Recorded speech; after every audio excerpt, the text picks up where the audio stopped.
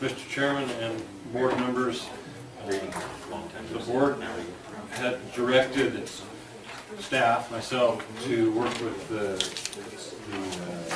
Honey Lake Valley Recreation Authority to transfer a portion of our 720 Richmond Road Roosevelt school property to the JPA for the purpose of combining it with school district property and building a pool on it.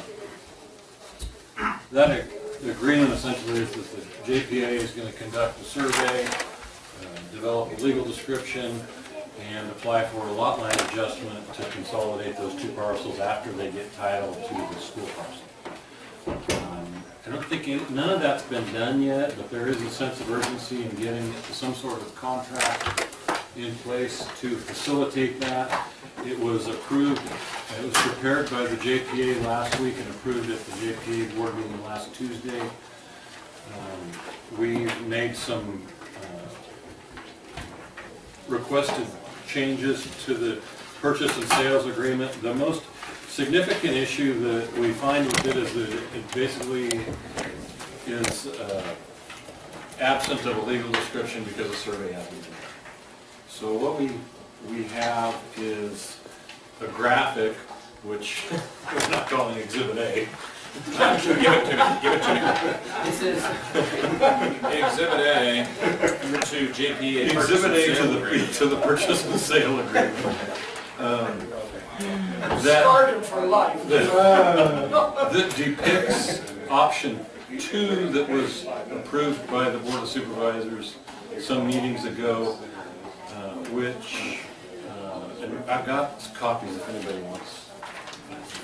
Yeah, I need exhibit A. is that, which exhibit is it? A to the JPA purchase. And for the benefit of the recording and the record and all concerned, I've added to the description of the name of Exhibit A by saying Exhibit A to the JPA Purchase and Sale Agreement 9/23/14. Clerk? Thank you. Thank Now, let's make a record. And I appreciate the opportunity to learn from your comment. Well, that was spontaneous, because until now, I've never seen that many exhibit A's all in one spot at one time. Very true. So to continue on, I reviewed the purchase and sale agreement for substance. Subsequent to that, County Council reviewed it, and we contacted Jim Curtis to get another set of eyes on it. Mr. Curtis has a preferred option for contributing the property to the JPA rather than a purchase and sales agreement. His preferred option is to do that through an amendment to the Joint Powers Authority Agreement, which in a lot of ways would be simpler, a less voluminous document.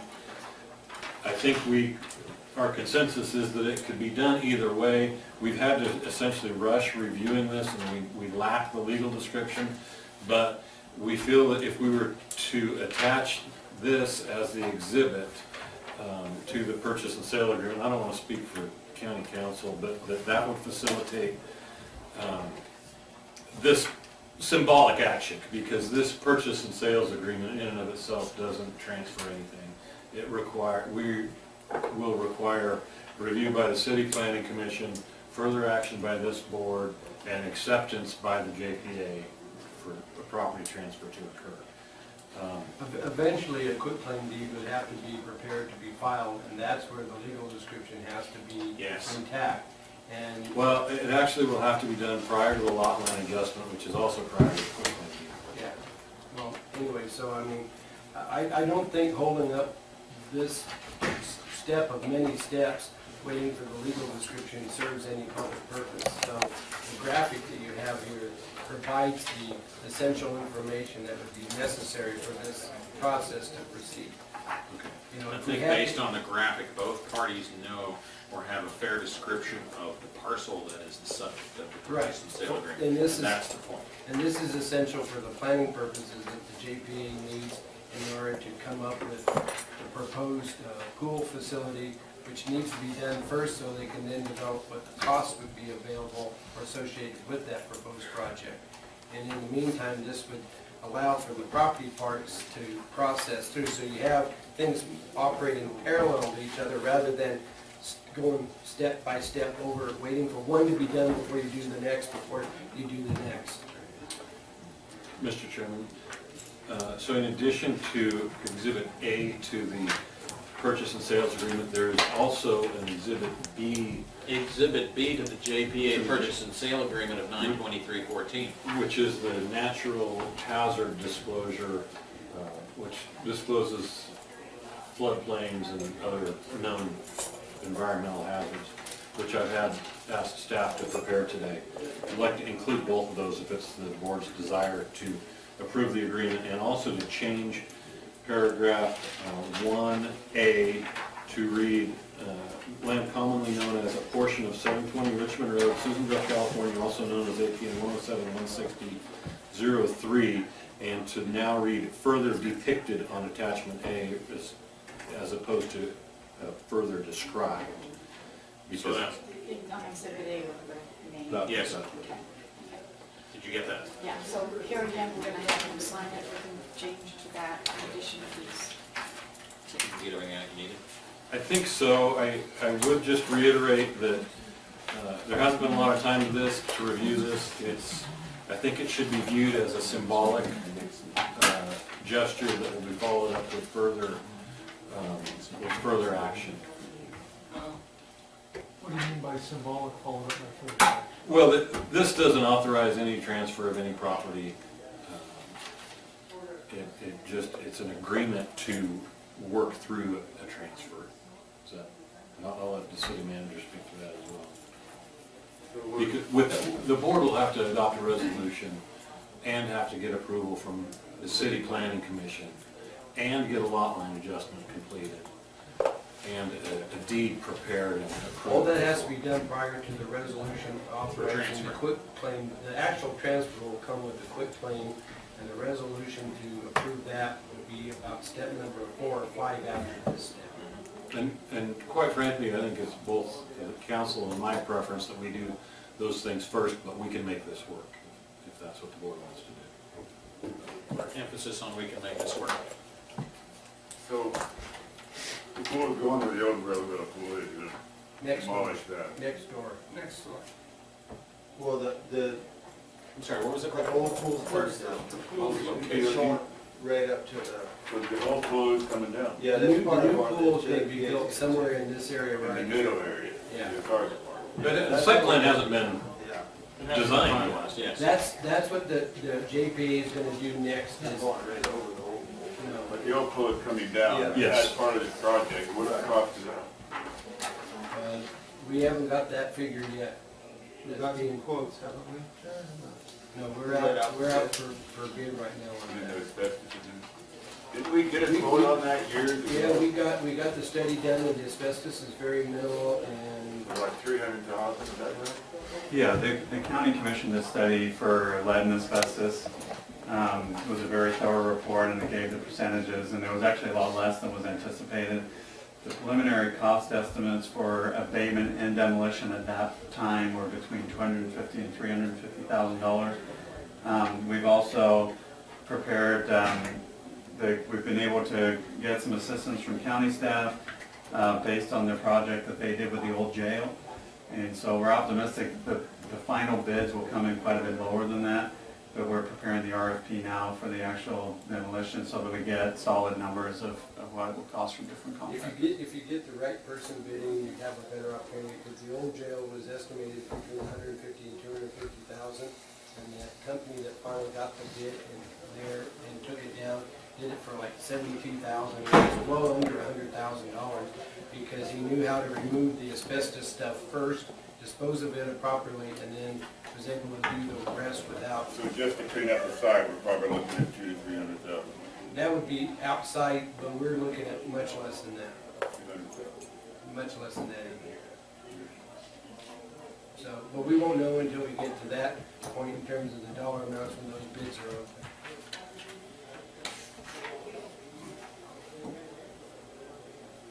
Richard and Marty, is this gonna have to go before the county planning commission too, or just the city?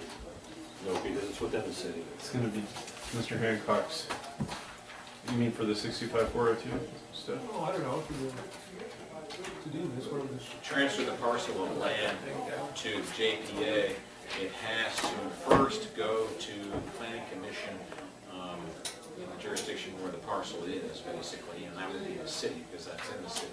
So it would go to the city planning commission to determine whether or not its proposed use is consistent with the city general plan. Even though it's county property. Yes, it doesn't have It's anything going to to do be with. JPA. Well, I know, but it's county. Yes, it has to do with where the property is and not who owned it. The next question I got is how is the valuation of this going to be determined for the, going forward as far as the part of it except for the county contribution? That hasn't been discussed. We will have to value it for the sake of taking it off our inventory. And the auditor is looking into that, but there has not been any contemplated value assigned to it as far as offsetting what our contribution would be to the JP. I understood the board direction was at a no-cost transfer. Correct.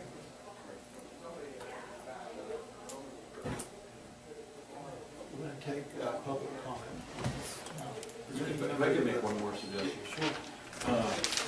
The contract calls for a closing date of November 3rd. I think that's not realistic, given the fact that we've got to do a survey, a lot line adjustment, planning commission, and come back to this board for preparation of a quick.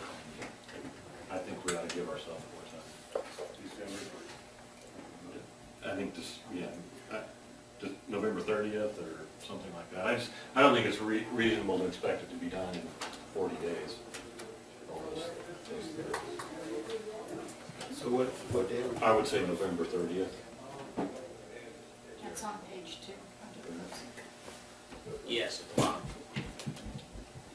And I don't think we would have a preference either way. The contract has the ability to be extended out if it's not done in time. And it's also, if it gets done earlier, then hopefully we can move forward earlier. But, the other question that was asked that I didn't answer was that what this agreement does, it outlines those next steps that have to be taken. There are certain agreements that will have to be made with the county as far as, the JPA has agreed to put in a new fence for them along that property line, making sure that the access and everything that is needed is recorded properly in the correct easements, that the legal description is drafted up, that a record of survey is done, that the lot line adjustment is done. And those steps are, are outlined before that final step of the quick-claim deed. And so it's better to lay that all out in front than to say, let's see what comes up as we go. The latest one that came up was a general plan conformity question. And it's really a formality. It's already zoned public facilities, and it has a general plan designation of public facilities where a pool has already been. But we want to make sure we dot that I and cross that T and take it to the planning commission and get that done as well.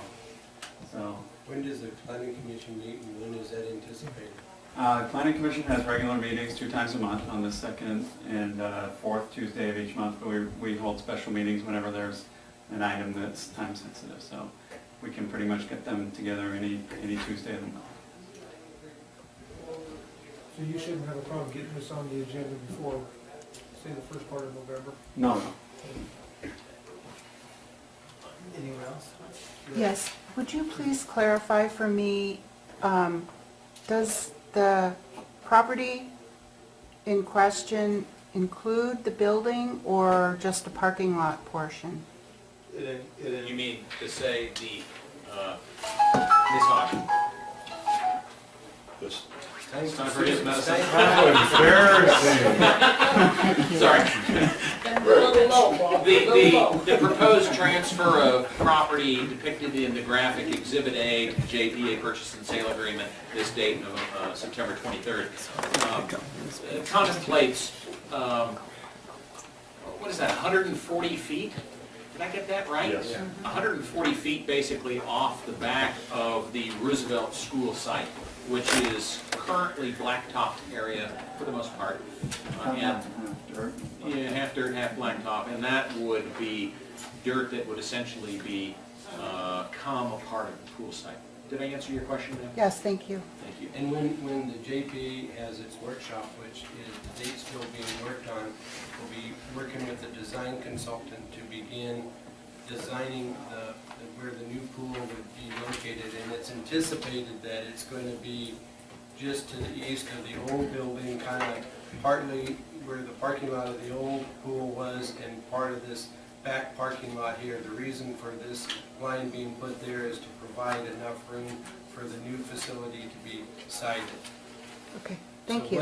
what it will be, we don't know, and the public will be invited to participate in that design phase. And the date's been bouncing around. Initially, it was set for October 7th, but that doesn't work out, and at some point, there'll be an announcement as to when it will happen, but that will be happening sometime in the next couple of weeks.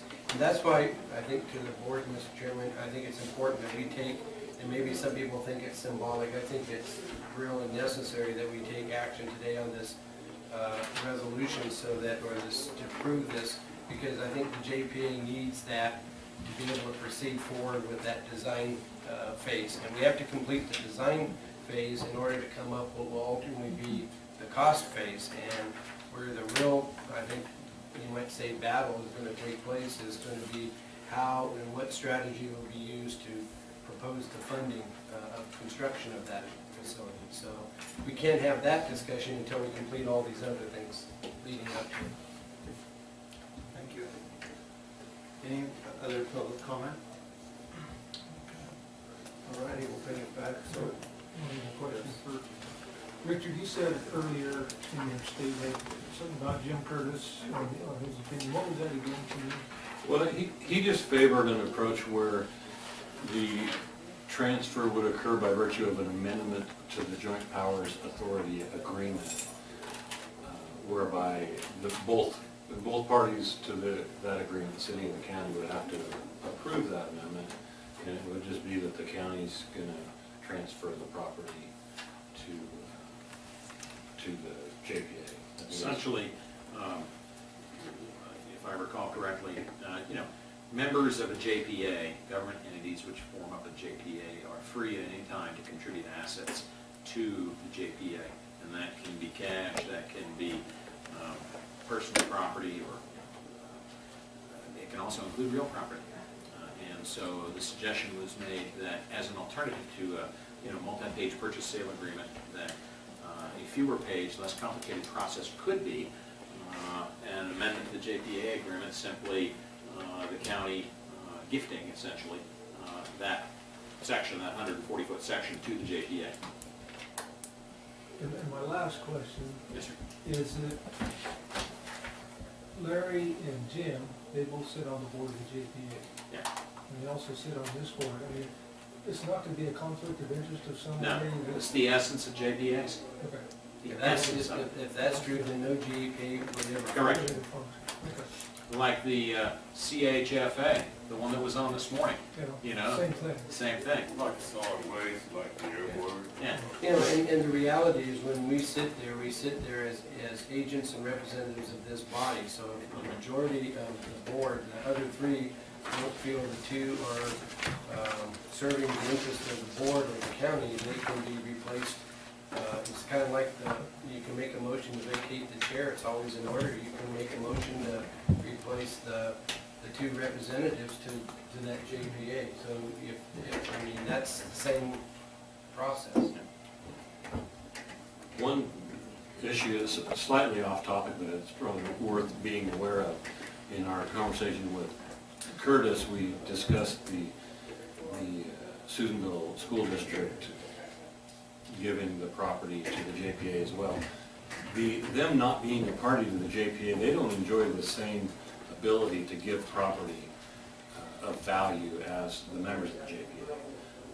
And so, I think the consensus is that there probably is no value to that, but he did raise the issue that there could be a concern if the school district gave property to the JPA, and if there was value to that, could be considered a gift of public funds, because that's not within the school district's role to provide public services.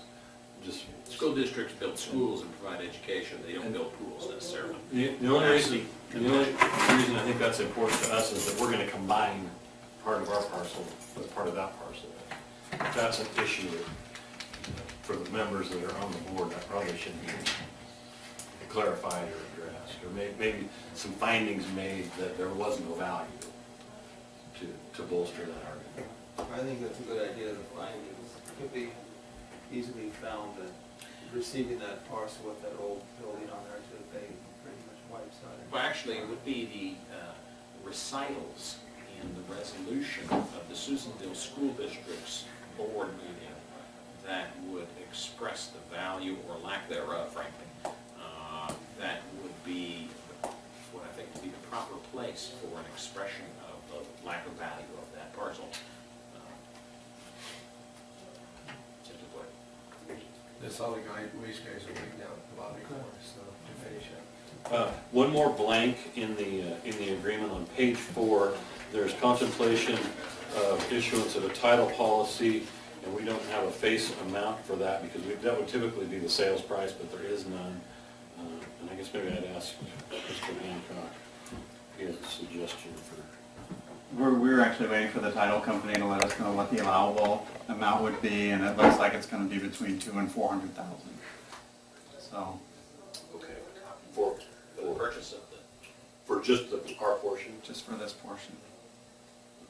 How about putting in there in the amount not to exceed $400,000, so it leaves you everything from zero to 400 back in? And really all it is that the protection in the title insurance, the way that works is whenever you're purchasing property, whether it be for $1 or for $1 million, in the event that there's a flaw in the description, in the reports that you got from the title company, and it somehow takes away the value or your inability, or it creates an inability for you to use that property, you purchase insurance through the title company so that if you can't use it, they will pay you that amount, which allows you to take that money to go and get a site somewhere else. And so it's not so much tied to how much it's being paid for, but what the cost of having to find an alternative Well, if would somebody be. gives you something for nothing, I would think that there is no value. And if there is a flaw, you have no other remedy. But this is where, but you pay a premium for this insurance, and they have a scale of how much it's for. And so the JPA's intent would be to obtain title insurance so that if for some reason it cannot be used based on a flaw in the title, that there's, Well, it can be used, we give it back to the person who gave it to us, and we either go out of business or we move on to something else. I don't see. well, maybe I didn't explain it very well. This isn't like a private sector type thing. This is totally different. Right, but this is an insurance policy for the JPA, so that if that site can't be used to build a pool, that insurance company will pay them money to help them get another So you're gonna site. make them fork over some money for you to go find another site. That's really nice of you.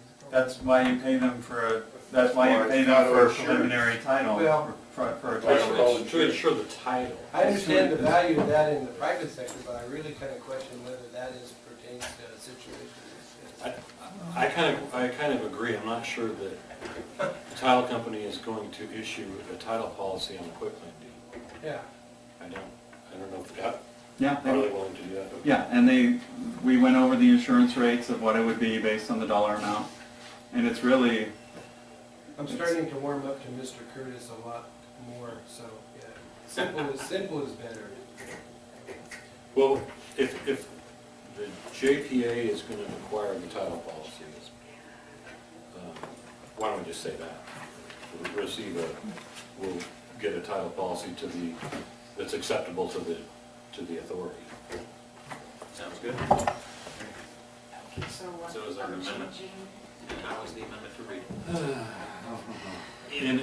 In the face amount, And so let's To go be to the determined. let's go to the right page. And the face amount. there's a blank in the face amount to be determined by the Honey Lake Valley Recreation Authority. And that's page 4 of, wait for it. Oh, goodness. Last paragraph, title policies. What would be paragraph, section 5CI.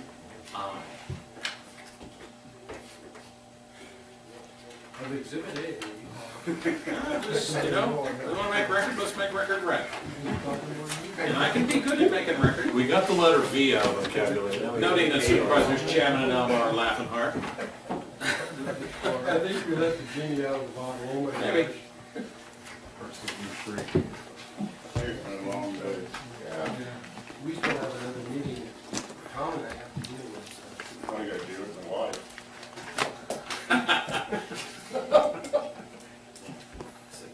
Wait, maybe we want that to be in the face amount acceptable to the county. Exhibit B. Okay, where are you? Owner's policy, now J3. Yeah, Determined by the, yeah. And we'll just expect our representatives to advocate for it. What's the deal? You gotta work Did down. you get the amendment? We've got it. Okay. Okay. All right. So, did you get a second? What's that? Did you? I don't think we got it. I don't think we got the motion. I was waiting for them to get through all their questions. Are we done with that part? I think we are, sir. I'm ready for Yeah, motion. they sit there. Mr. Chairman, I would move that we approve the amended purchase and sale agreement and authorize the chairman to sign. I'll second that. Okay. Any more discussion?